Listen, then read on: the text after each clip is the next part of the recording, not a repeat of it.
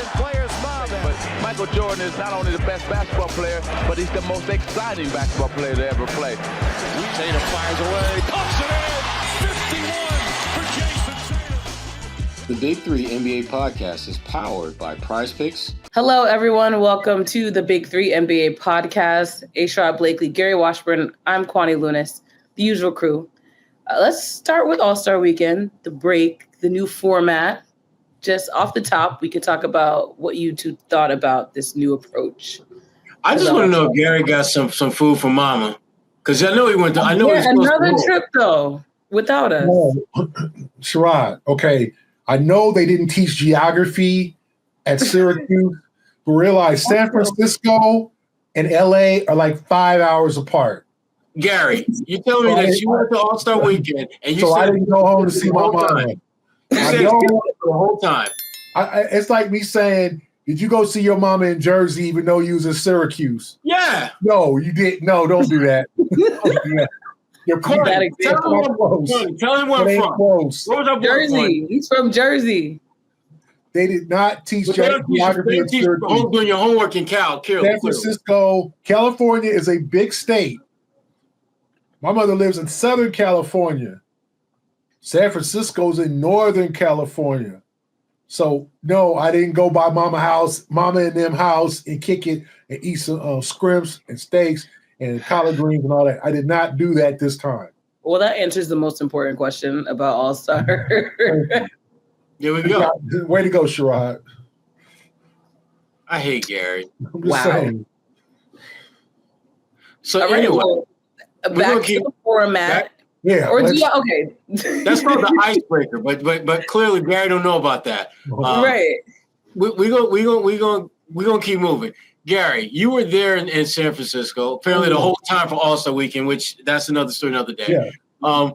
What were your impressions of All-Star Weekend? Because they did a lot of different things this year that they normally don't do. I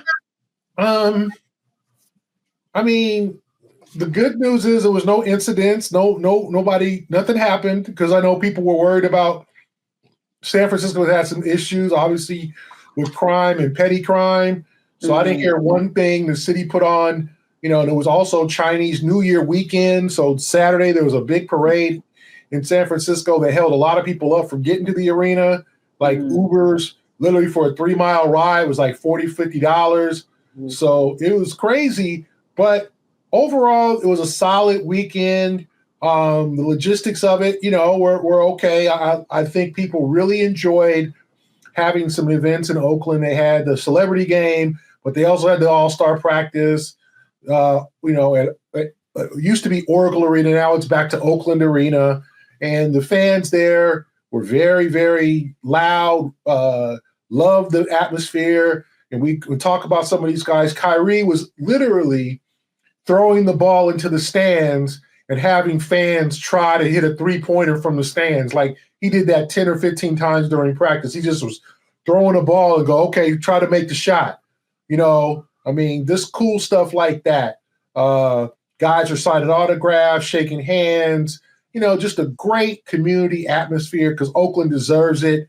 Oakland then lost the A's, Oakland then lost the Raiders, and Oakland lost the Warriors.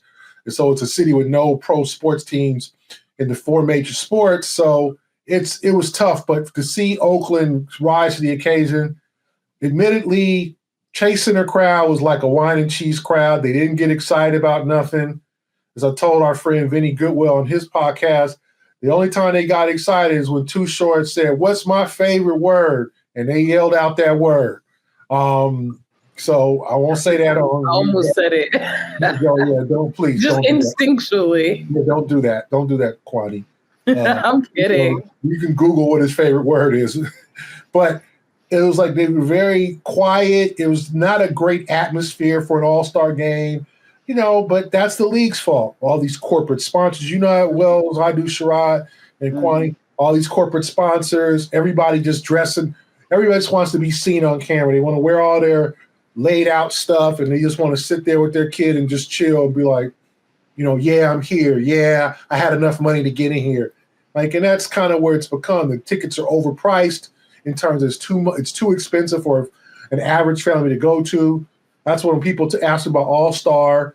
I always suggest they go to the crossover. They go to the fan fest with kind of a basketball carnival type of thing during the week. And this year they had Karl Anthony Towns and Wemby, and they had a lot of WNBA folks there, emphasis on panels and stuff like that. And the kids can shoot baskets. They can buy stuff. It's like an amusement park, NBA amusement park. And that's probably what's best for the fans because they can really be part of things as opposed to going to the game, paying too much damn money, and then watching these dudes dunk on each other with no resistance.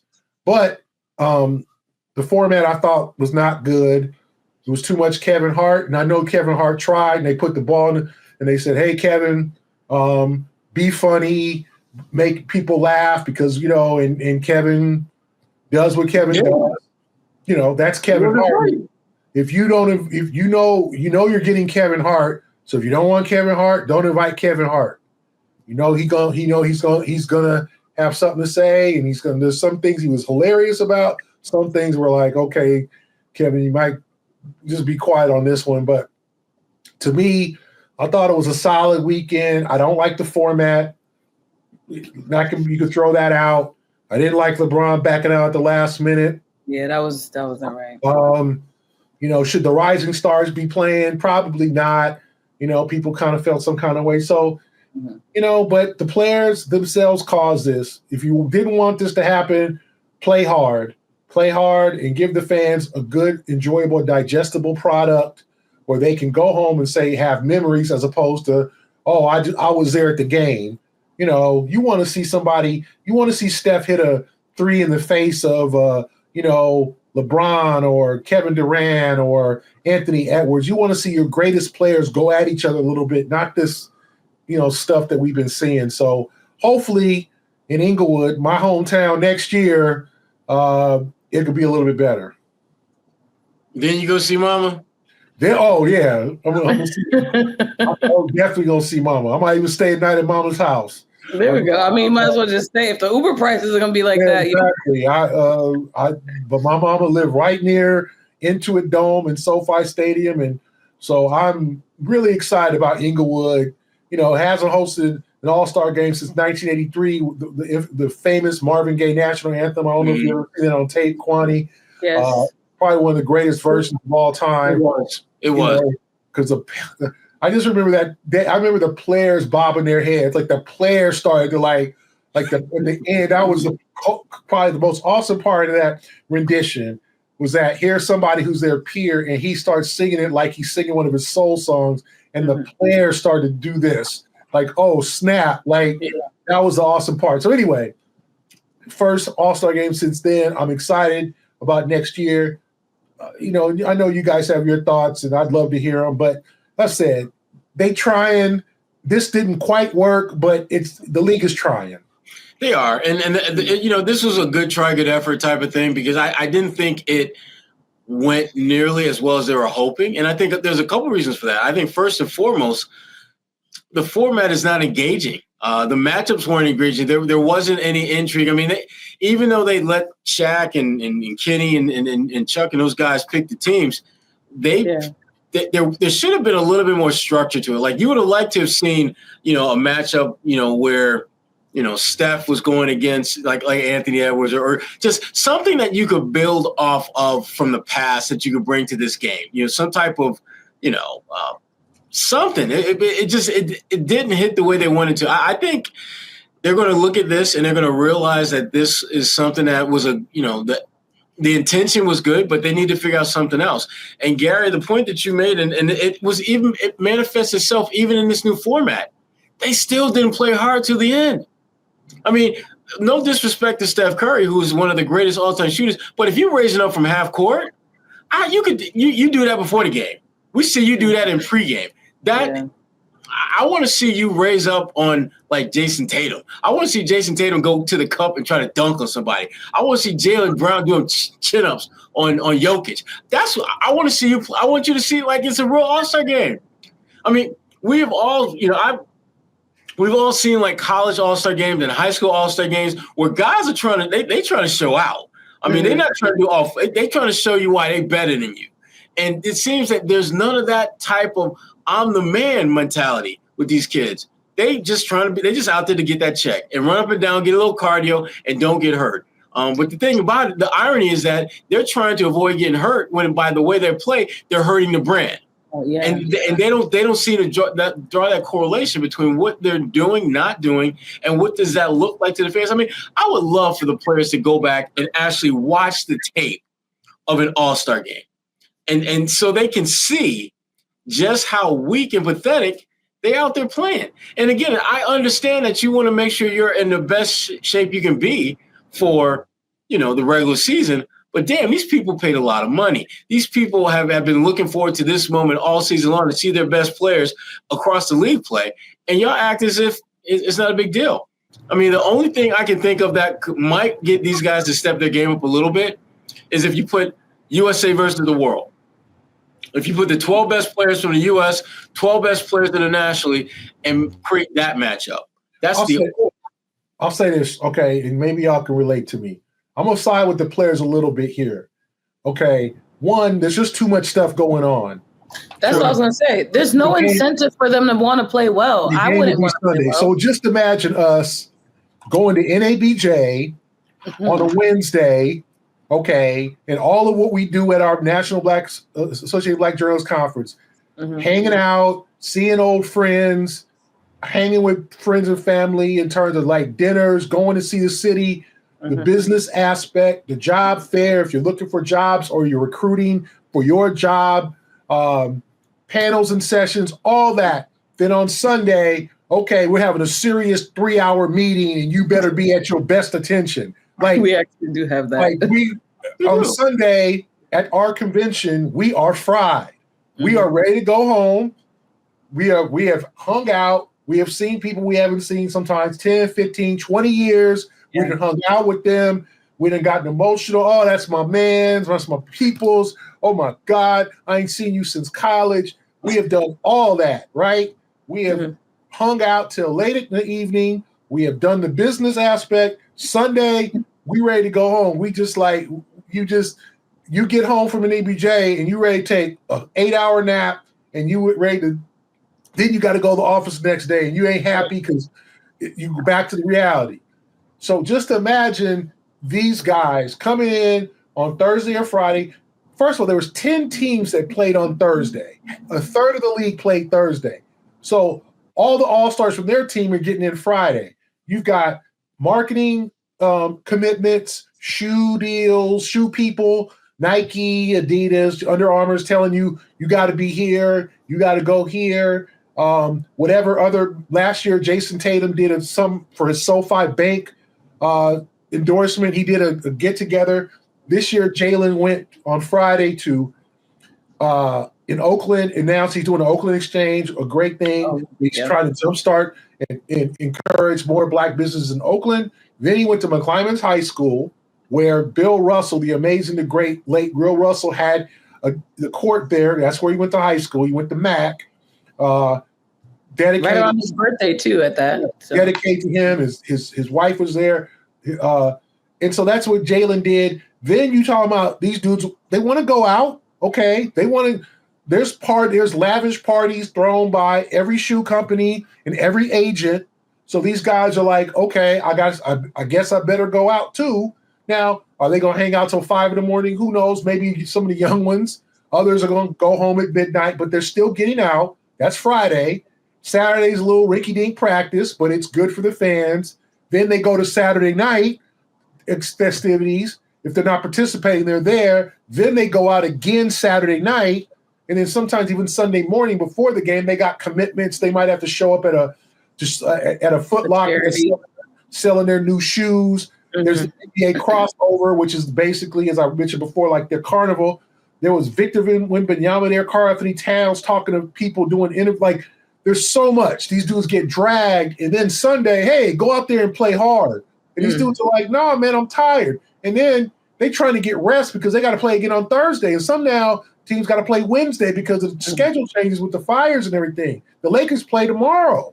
So to me, I'm not saying they shouldn't play hard. I'm saying the NBA is trying to squeeze.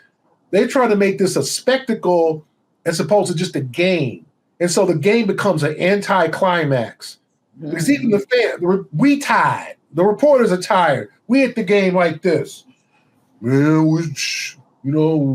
like I'm ready to go home. People are making, people are packing their bags. They ready to get back home. Like it's so the game is not like, oh, I can't wait for the game. Like you've done it all. If you're even as a reporter or a fan, you done gone to the events, you done got a pair of shoes, you done bought some jerseys. By the game time, you like bored, you tired. Yeah, that's players are. So there's got to be incentive to give these guys to want to play hard. Is it financial? It probably is. I know fans don't want to hear that. I know you don't want some 60 dude making $68 million a year, making another $1 million off winning an All-Star game. Yeah. But look at the in-season tournament. That $500,000 encouraged a lot of dudes to ball up. And I'm surprised, Gary. I'm surprised because that amount of money, when you look at it relative to what the cats who were balling out were making, you're like, bro, you're balling out for lunch money. Hold up, Sherrod. What? If somebody we're okay, we're comfortable. He means relative to their money. If somebody shorted us $50 somewhere, we gonna go up there and get our 50. Like that's as much as we know. What is $50? No. If somebody, Kwani, if whatever Sephora charge your card more $50 extra, you would be like, well, yes, but I'm not showing up somewhere for only $50 either. No, my point is that $500,000, even though you make $25 million. Oh, yes. Is means something. I understand. $50, even though we're making more than $50, like, hey man, we didn't scale the numbers right in the I get a bill. If I get a bill that charges me over $50 for my cable, I'm not. Oh yeah, I have it. Of course, I'll be happy to pay this. Here, cable conglomerate. Here's another $50. Hell no. I call my bank if they charge me $3. All morning with customer service with Letitia from customer service. Like, yeah, where my 50? Where my 50? Like, where my 50? When I get that in my account. And so to me, 500,000 or $1 million means a lot. And as much as we don't want to hear that, as much as we don't want to continue to throw money at these guys, that's the reality of it. Do it. That's what's going to do it. I think, Sherrod, they tried this year. They tried to get. Remember, I think they told Chuck and Kenny and Shaq, take the old guys. Chuck, take the international players, and Kenny, you take like the in prime guys. We'll mix them up, right? Like Shaq took all the OGs. I don't think he wanted to, but they were trying to pair them up into like themes. Make it a mix of Yeah, and then obviously Jason and Jalen got pulled into the OGs, but there was Harden, Durant, Curry, LeBron, Kyrie. Like it was every 30 player who was 30 over was on that team.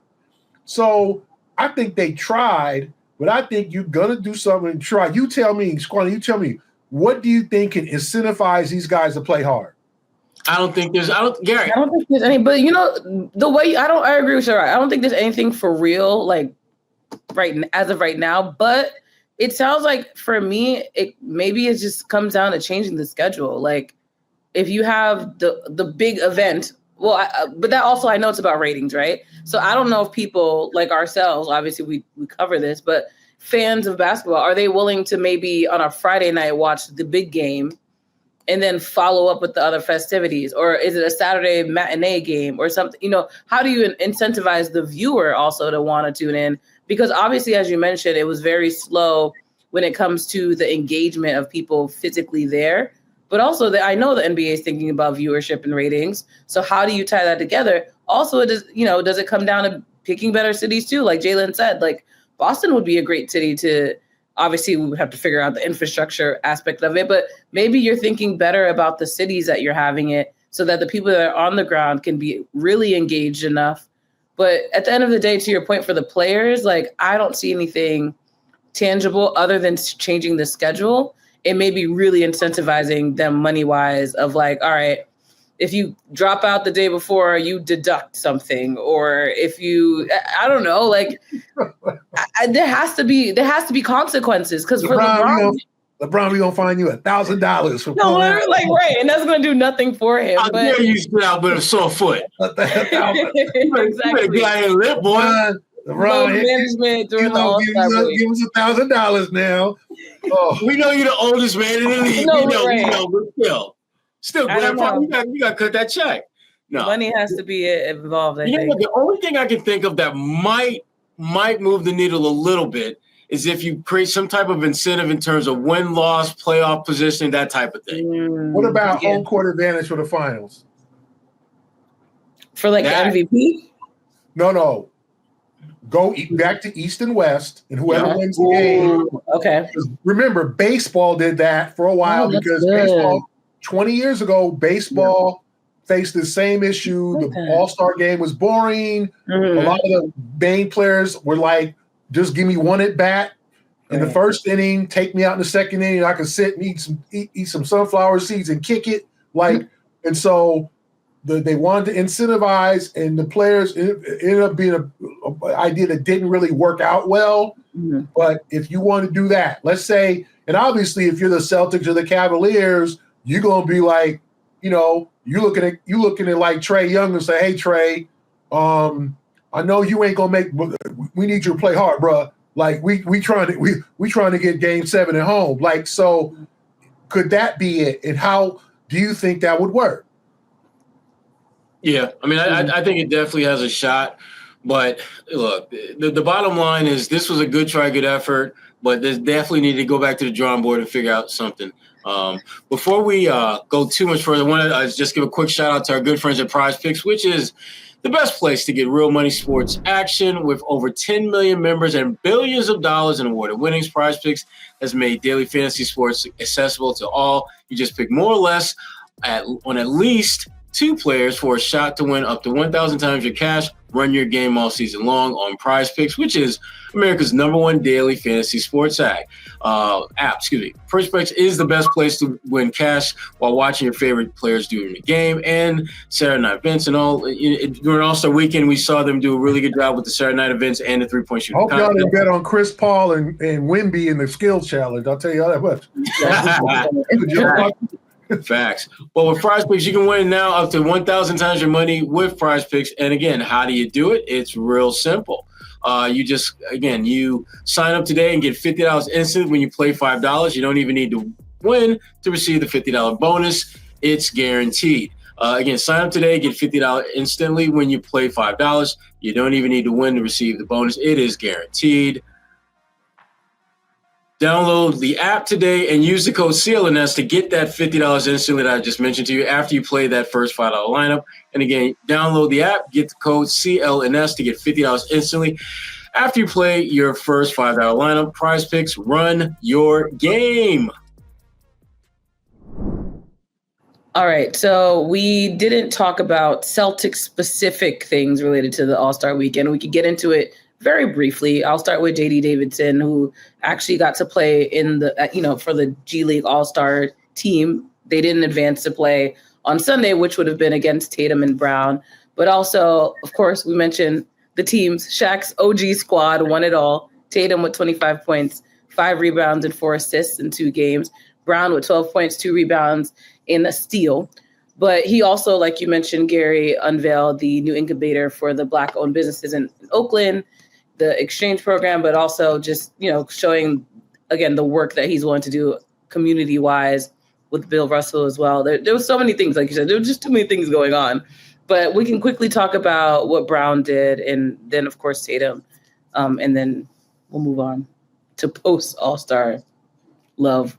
Did you get to go to his event, Gary? You didn't. I imagine you didn't drive, so no, you didn't. Don't ask. That's kind of that's a sticky question. Okay, I was not aware of the event, especially at McClellan. They didn't want to tell anybody about the thing with Bill Russell, so I heard about it afterwards. Like Pookie and them tried to tell me. Okay. Even our friend Marcus Thompson, who lives near McClymonds High School, he works for the Athletic, who's a staple in Oakland, said he didn't know until one of his peoples called him and said, "Where you at? Why aren't you here?" And he was like, "Here where?" Like, honestly, some of these events, you literally have to like get an email or have somebody nudge you and go, oh, you know what's going on. You got to do your homework. With some people, there's so many events going on. I went honestly and had a great conversation with former #1 overall pick Greg Oden. And I just thought to talk, and I'll write that soon in the Globe. Guy's been through a lot, and I actually made some time to go talk to him during All-Star Week. And All-Star, if you guys have covered it, Sherrod, I know you have. It gives you a lot of options. It's like it's a lot like we talked about with NABJ. It's a lot of things you can do, a lot of things you just won't be able to do.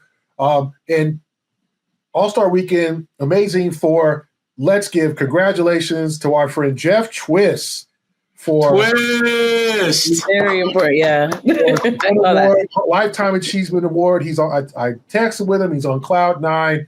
Well deserved. 40+ years as a Celtics PR person. A guy who, if you have any problem with Jeff Twist, there's something wrong with you. Jeff, there might not be a nicer man on this earth than Jeff Twist, and it's so well deserved. And I know. A few years ago, we lost Heather in the Celtics, and we still feel terribly about that. And it's hard, but just to see people from our staff that we work with every day that are good, really good people, and just to see Jeff Twist get, we'll see him in Springfield, and we'll all be able to go down there and cheer him on because just such a very understated guy, a very humble gentleman. And it just congratulations to Jeff Twist on winning that Lifetime Achievement Award. So that was one of the highlights of All-Star Weekend on the Celtic front. Jaylen was there. Jayson didn't do a lot of – he had Deuce with him. So Deuce was kind of the mayor of San Francisco, joking with the other players. I mean, he is obviously a staple now. Everybody knows Deuce, Deuce up there trying to do something, sign an autograph. People, Deuce is his own, he can run for governor of Massachusetts. I don't know if he's old enough yet. Yeah, he needs an agent. He needs a rep. He needs a marketing guy to rep. And he needs somebody to hold it down for him. But nice weekend. You saw Jason's mom was there. And so it was just a good atmosphere. And I said, Jaylen, obviously going back to the Bay Area where he went to Cal, and wanted to do some off-the-court things, which he did and accomplished there. And so I think it was a good, complete weekend. And fans can comment, do you think Jayson should have won MVP? He probably should have. He had the most points. I thought he was going to. Yeah, but anything Curry did, if Curry had gotten 2 points, it was probably, since it was in San Francisco, it was going to be hard to vote for Curry. We saw the voting. I didn't have a vote, but a lot of the media, Jason unfortunately only got one vote, and one of the fan votes was for Shea Gilgeous-Alexander, but the rest votes for Steph Curry. So, what you have to do, we'll see what happens. And another story, I don't know, I'm saying a lot here. Boston's All-Star bid is not dead, even though potential ownership change. They're still going for it.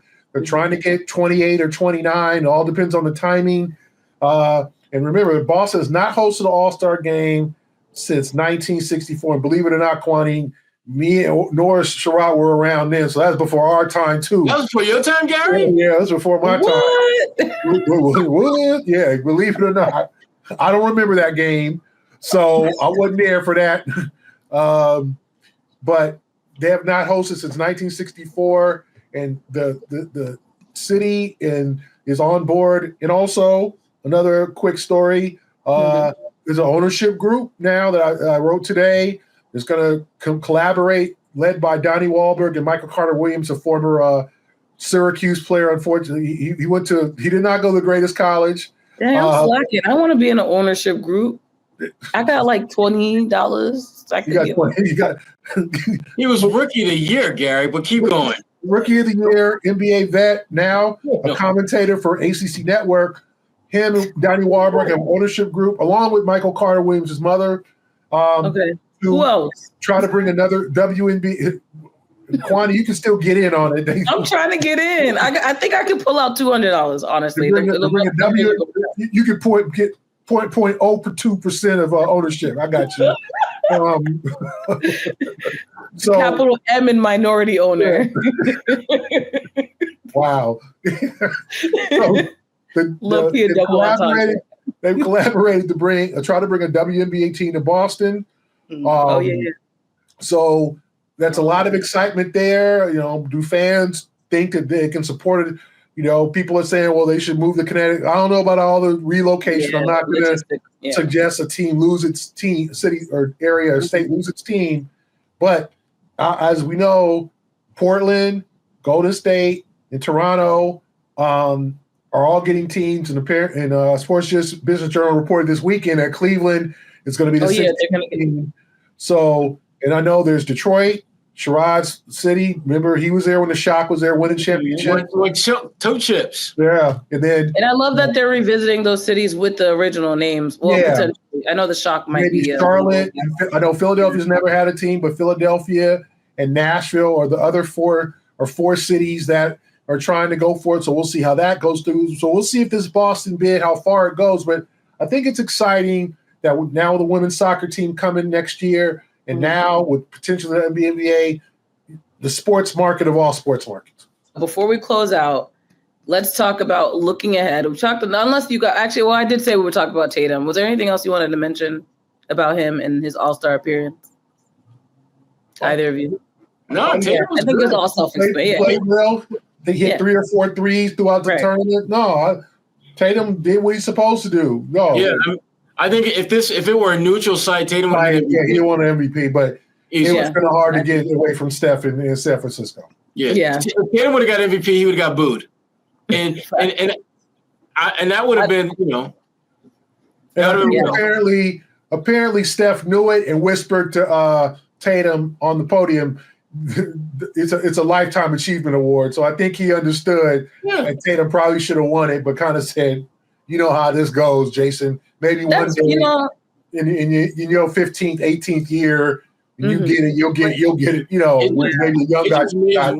I just think it means more to Tatum because it's the Kobe Bryant award, and we know how he feels about Kobe. He's already got one though. He already won one. He got one, but Tatum greedy. Tatum want to stack the bad boys, especially when you've played well enough to have earned it. Very much so. So unfortunately, there are still politics, but I do love if that report is true that there's self-awareness, there's communication.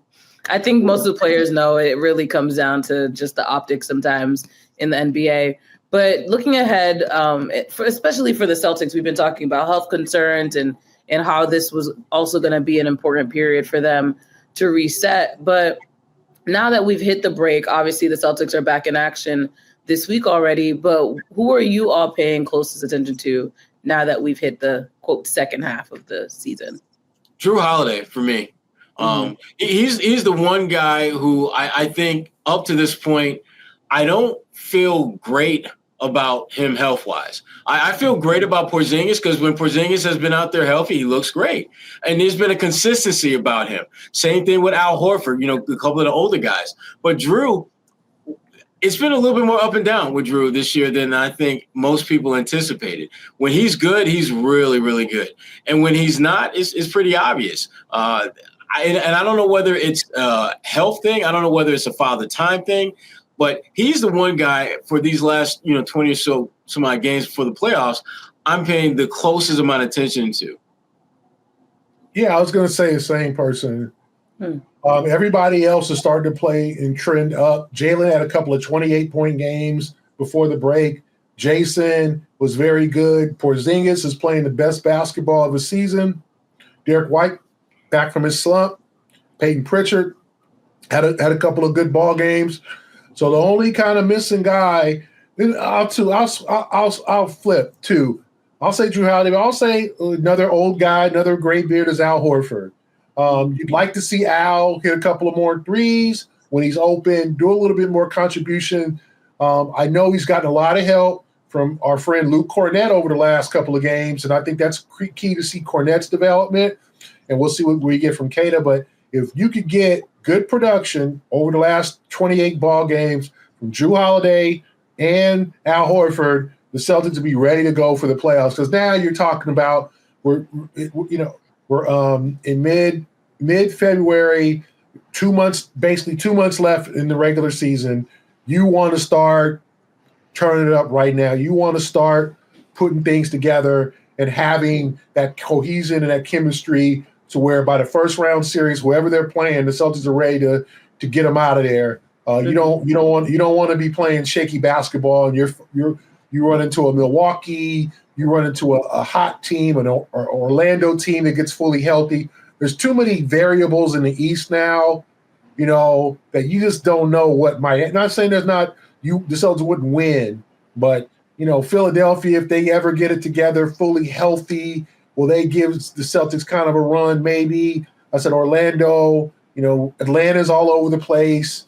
Milwaukee could drop, but they could be the first round opponent. You just don't know. You ain't trying to see Giannis or Embiid in the playoffs. Maybe you're trying to see Embiid, but you ain't trying to see. I don't know about y'all.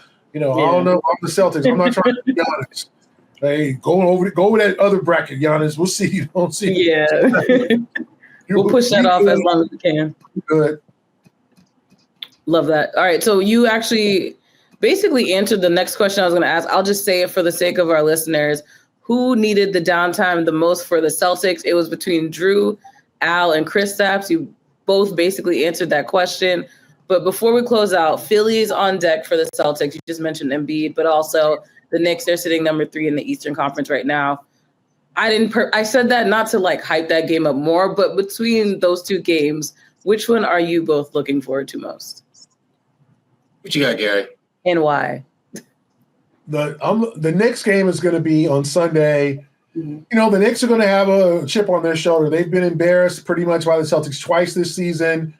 I think I looked at a stat. They're 0-5 or something like that against the top, I guess against Cleveland, Oklahoma City, and the Celtics. So they're looking for a signature win. And I'm sure they're going to come in fired up, ready to go in terms of a Sunday afternoon game, ABC, national TV. So the Celtics, and we skipped over the news that broke today. Our friend Lonnie Walker signed a 2-year deal with the Philadelphia 76ers. So I don't know if he'll be in uniform in a couple of days for that game, but he's back in the league, and we'll see if the Celtics, I know they got Torrey Craig, who played really well, had a couple of threes in his debut against San Antonio. We'll see if the Celtics regret passing on him for one of those roster spots. But to me, I'm looking forward to that game against the New York Knicks. Mm-hmm. I'm going to go with the Philly game, and not because of the Lonnie Walker factor, but because of the last time they saw Philly, did not go so well. For the green team. And I think that, they've shown the ability to be incredibly amazing against the top tier teams and kind of meh against everyone else or a lot of those other teams. And so they I think this is one of those games that you should bank that you're going to get this win. But it's far from a guaranteed thing for them. And they need to really, I think, down the stretch here, reassert their position as that team. And beating teams like Philadelphia, whether they got Joel or not, that should happen. And then I think you want to go into that Knicks game on the weekend playing some good basketball, shaking off some of that rust that always accumulates over All-Star break. So I'm looking forward to the Philly game to see them come out, figure out a way to do a better job against Maxey, and just find a way to win on the road, which, again, the other elephant in the room, the Celtics are the best road team in the NBA. So this is really in many ways a game that they're primed to go out, play well, get the win, and then move on to the Knicks.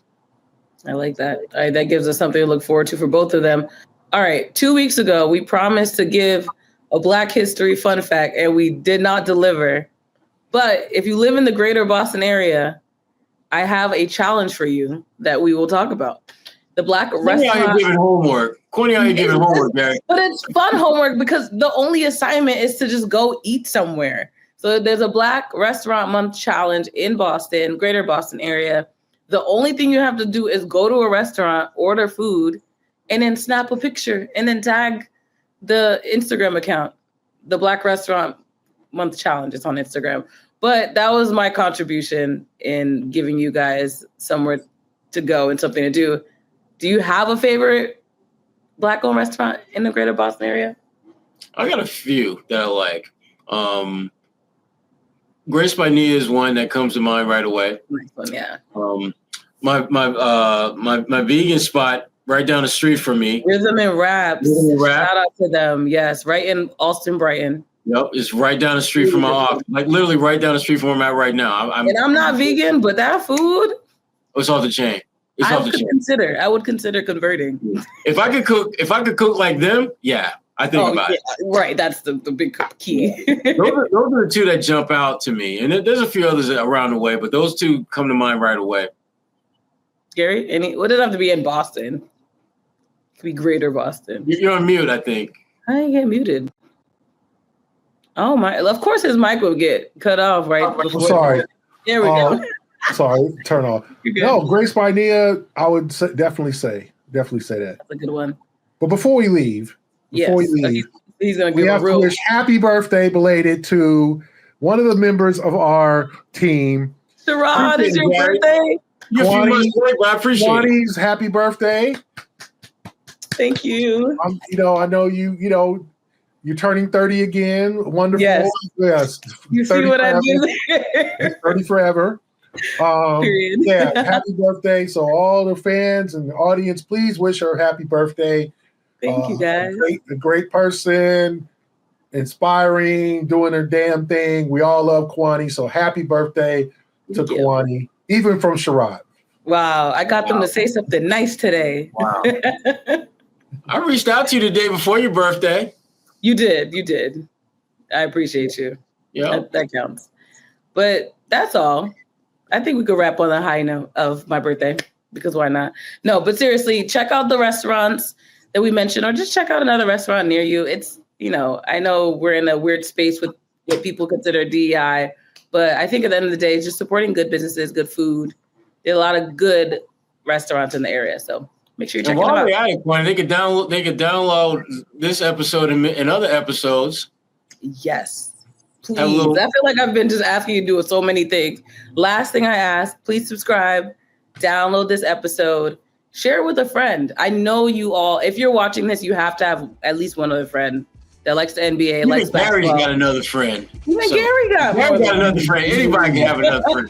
Even me. You're right. So please share. We do rely on your support to keep this podcast going. So with that being said, for Sherrod Blakely and Gary Washburn, I'm Kwani Lunis. Thank you for listening or watching the Big 3 NBA podcast.